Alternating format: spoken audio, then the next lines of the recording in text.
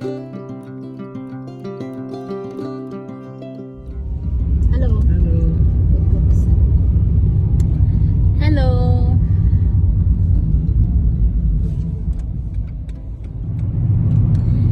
Welcome জানাচ্ছি Rinku from California ব্লগে আরো একবার। এখন আজকে হচ্ছে বুধবার, সময় হচ্ছে 5টা 6টা হচ্ছে না, 6টার মতো হবে, 6:30 হবে। হঠাৎ করে দেখলাম আজকে হচ্ছে ফলোহারিণী কালী পুজো।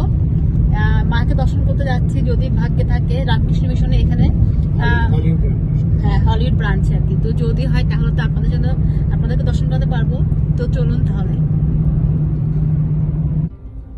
তো এই ফলোহারিণী কালী পূজা কিসের জন্য হয় বা কি কি কারণে হয় বা কি কি করে, এটাতে আপনারা যদি কেউ জানেন তাহলে কমেন্টে বলবেন প্লিজ।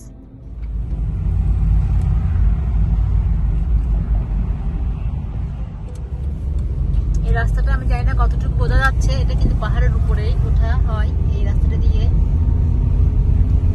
সুন্দর জায়গাটা। আর বাম পাশে হচ্ছে ফ্রিওয়ে। এতক্ষণ আমরা ছিলাম প্রায় 45 মিনিটের মতো। 45 মিনিট তো হবেই না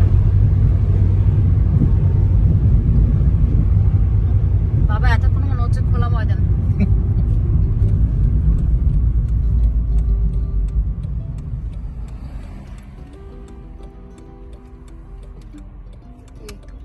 আমরা দাঁড়াচ্ছি,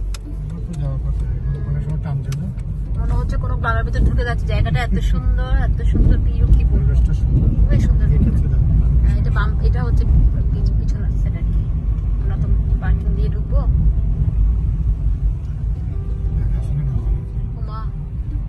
এই উইকডে তো মনে হচ্ছে পার্কিং পাবো না। দেখা যাক,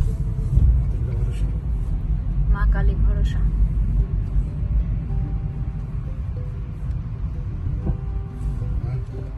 আচ্ছা, অনেক পার্কিং খালি, একদম গাড়িতে কেউ জানে পার্কিং পুরোটাই খালি। যাই হোক, চলে এলাম। কেমন লাগলো ট্রাফিক বলো? না না, অনেক ভালো। 45 মিনিট পুরো আমরা দাঁড়িয়েছিলাম, ঘন্টাখানেকের মতো হবে, যেহেতু এখন অফিস আওয়ার আসা যাচ্ছে, সবাই ফ্রি হতে যাবে। না না, ঠিক আছে, অনেকক্ষণ ছিলাম ট্রাফিকে। যাই হোক, মা কালী নিয়ে আসলো আমাদেরকে চরুন ভিতরে। তাহলে এখন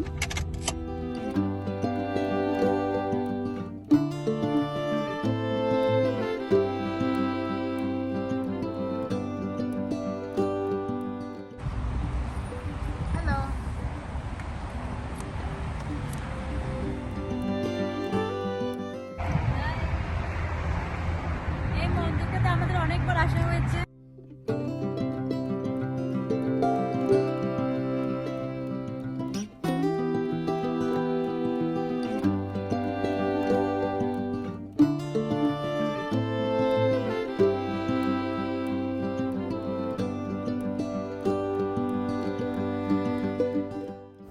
এই মন্দিরটাতে যখনই আসা হয় আলাদা একটা ভালো লাগা কাজ করে, ভীষণ ভালো লাগে। সবুজে ঘেরা এই রামকৃষ্ণ মিশন, শুধু নিঃশব্দতা, নীরব নীরব।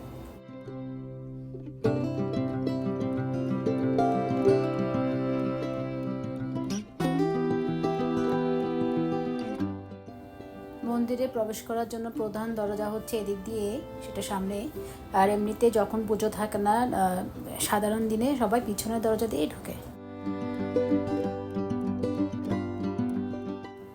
মন্দিরের এই বাম পাশে হচ্ছে লাইব্রেরি। এখানে সমস্ত আপনার ধর্মীয় বই এবং বিভিন্ন ধরনের শোপিসও পাওয়া যায়।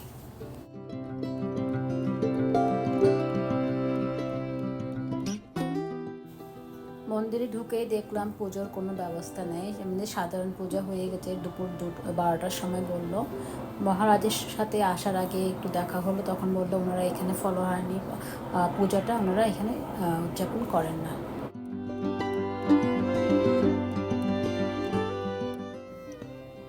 এখানে বসে ভক্তদের প্রার্থনা করার ব্যবস্থা রয়েছে। এই কালী পুজোর সময় এই বেঞ্চগুলো ভক্তদের ভিড়ে ভরে যায়।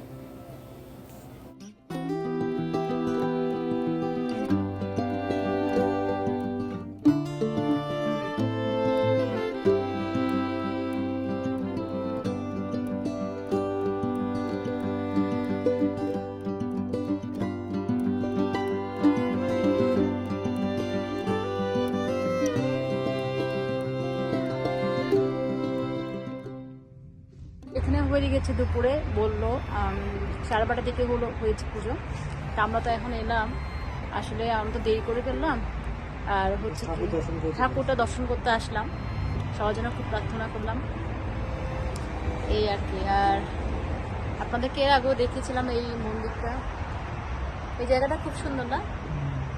গাছগুলো আমার কাছে খুব পছন্দ। হ্যাঁ, অনেকে মেডিটেশন করতেছে ওখানে ভিতরে, সেই জন্য ভালো করে আমরা ভিডিও নিতে পারিনি, একদম নিস্তব্ধ। আর যখনই আসি রামকৃষ্ণ সবসময় একটু নীরব নীরব থাকে, সেটা ঠিক কথা, সেটা সবাই জানে। এখানে যারা আছেন, এখানে যারা আসেন তারাও সেটা জানে। তাদের সময় হচ্ছে কি এখানে প্রসাদের ব্যবস্থা করা হয়, ওদিকে নন ভেজটার দিকে দেয়। আর আমরা সেই রাত জেগে বসে থাকি সে প্রসাদ নেওয়ার জন্য। 4টা বাজে না, একদম ভোর 4টা সময় প্রসাদটা দেওয়া হয়। হ্যাঁ, এদিকেও আছে, যোগটা যেখানে হয় যোগটা এদিকে পড়ে। আর এটা হচ্ছে কিচেন, আর একটু জায়গা আছে সেখানে, সামনে ডাইনিং একটু বড় একটা ওদিকেও আছে, একটু বন্ধ রেখে যোগটা এই ভিতর কোনো গিয়ে হয় আর কি।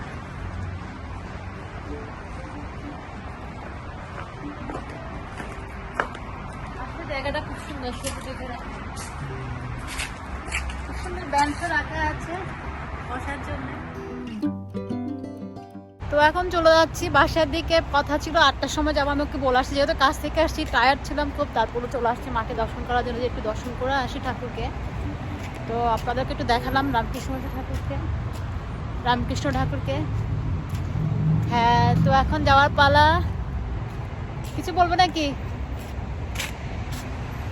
কই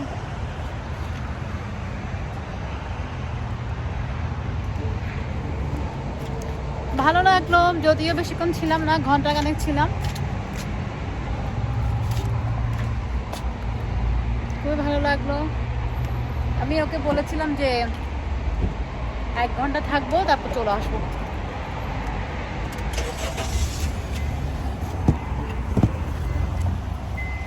ড্রাইভার বাবু চলো।